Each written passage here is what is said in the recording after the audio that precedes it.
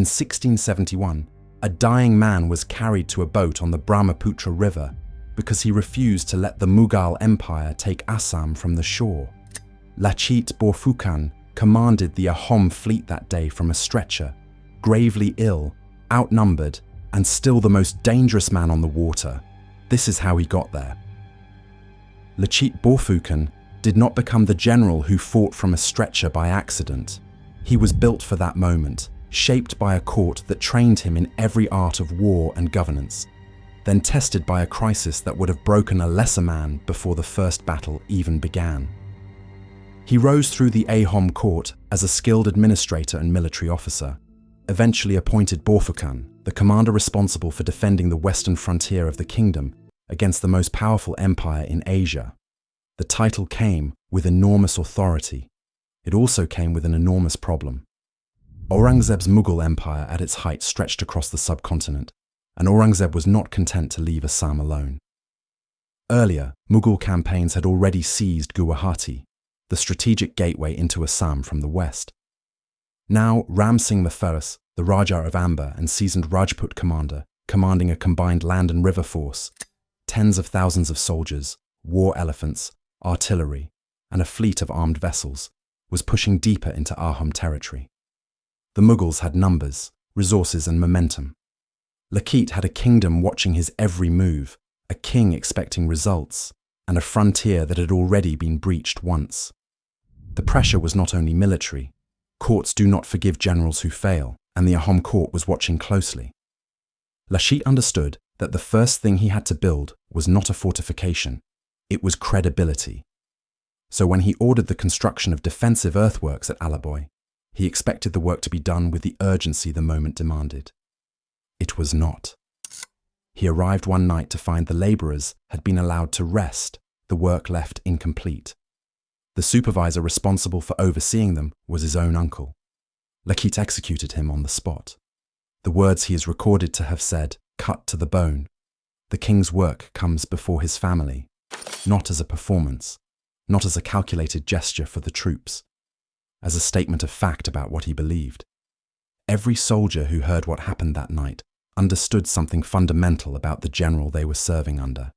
This was not a man who would protect his own at the expense of the mission, which meant he would not protect himself either. That realization bound the army to him in a way that no speech could have achieved. The earthworks were completed, but Alaboy was not just a construction site. It became a battlefield, and there Lachit's army bled. The Mughals pressed hard, and the Ahoms suffered serious losses in the fighting around Alaboy. It was not a clean victory. It was a grinding, costly engagement that stripped away any illusion that the coming conflict would be straightforward. Lachit lost Alaboy, and he lost it badly, at a price of roughly 10,000 Ahom dead. The men who survived Alaboy were not riding a wave of confidence. They were carrying the weight of what it had cost just to slow the Mughal advance. That weight mattered, because it meant Lachit could not afford another battle of attrition. He could not trade casualties with an empire that had far more to spend. If he was going to stop Ram Singh's force, he had to find a way to cancel out the Mughal advantage entirely, not just blunt it, but erase it. And there was only one place where that was possible: the river. The Brahmaputra was not merely the backdrop to what came next. It was the weapon Lachit had been saving. He had survived the worst of what the Mughals could throw at him on land. Now he had to win on water, and he had already decided exactly how. Lachit executed his own uncle to prove a point. Would you have made the same call, or does loyalty to family have to come first? Drop your answer in the comments below. Now Lachit takes that same ruthless focus to the water, and the Brahmaputra becomes his greatest weapon. That weight carried Lachit to the Brahmaputra, and there he made the decision that changed everything. He chose not to meet Ram Singh's force on open ground. The Mughals had the advantage there. More men, more elephants, more artillery. On flat land, numbers win. But the Brahmaputra near Saraighat was not flat land. It was a river corridor, narrow, current-driven, full of channels the Ahom boatmen had navigated their entire lives. Lachit understood something Ram Singh could not fully account for. The river was not neutral terrain. It belonged to the Ahoms in every practical sense. His fleet commanders knew where the currents ran fast, where the shallows could trap a heavy Mughal vessel, where the bends in the river would force an attacking fleet to approach in a compressed line rather than a wide formation.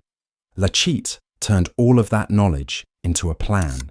He positioned his fleet to use the geography as a force multiplier, deploying fireboats, vessels loaded with combustible material and set ablaze, to disrupt the Mughal formation before their heavier ships could bring their numbers to bear. The river narrowed the fight, and a narrowed fight was one Lachit could win. Then the line cracked. Mid-battle, under sustained Mughal pressure, the Ahom formation began to buckle. Soldiers pulled back. The retreat was not a rout, but it was enough, the kind of wavering that, if it spreads, becomes a collapse. Lachit was burning with fever. He had been ill for days, barely able to stand. His commanders could have kept him on the bank. They did not, because he would not stay there. He ordered himself carried onto a boat. When the retreating soldiers saw their general, visibly ill, physically diminished, rowing into the fight, the retreat stopped. Not because of an order, because of what they were looking at. The man who had executed his own uncle rather than compromise the mission was now spending whatever was left of his body to hold the line. That image did what no tactical repositioning could. It returned the army to itself. The Ahom fleet regrouped, encircled the Mughal naval force, and drove it back. Ram Singh I, one of Aurangzeb's most capable commanders, could not break through. He negotiated, stalled, and eventually withdrew. The Mughals never mounted a meaningful campaign into Assam again. Saraighat became, in effect, the eastern boundary of the empire, the place where Aurangzeb's reach finally ran out. Lachit Borphukan died less than a year later. His body had simply been spent. It would be easy to frame that as tragedy. It is not. He was appointed to stop the Mughals from taking Assam. He stopped them. He lived exactly long enough to do the one thing that his entire life had been preparing him to do, and he did it completely. There was no unfinished business. The frontier held. His legacy did not stay in the 17th century. The Lachit Borphukan Medal is awarded every year to the best graduating cadet at the National Defense Academy, not as a ceremonial gesture, but as a deliberate statement about what military leadership is supposed to look like. Not overwhelming force, not inherited rank. Focused, principled command under conditions designed to break you. That is what Saraighat was, not an underdog story. A case study in how one leader, with the right ground and the right clarity of purpose, can cancel out an empire's every advantage. The Brahmaputra is still there, running through Assam exactly as it did in 1671. The empire that came to take it is gone. Lachit chose the river, and the river kept its promise. If Lachit Borphukan's name is new to you, that's the point of this channel, the commanders who changed the map and then got left off it. There are more of them, and we're working through them one at a time. Subscribe so you don't miss the next one.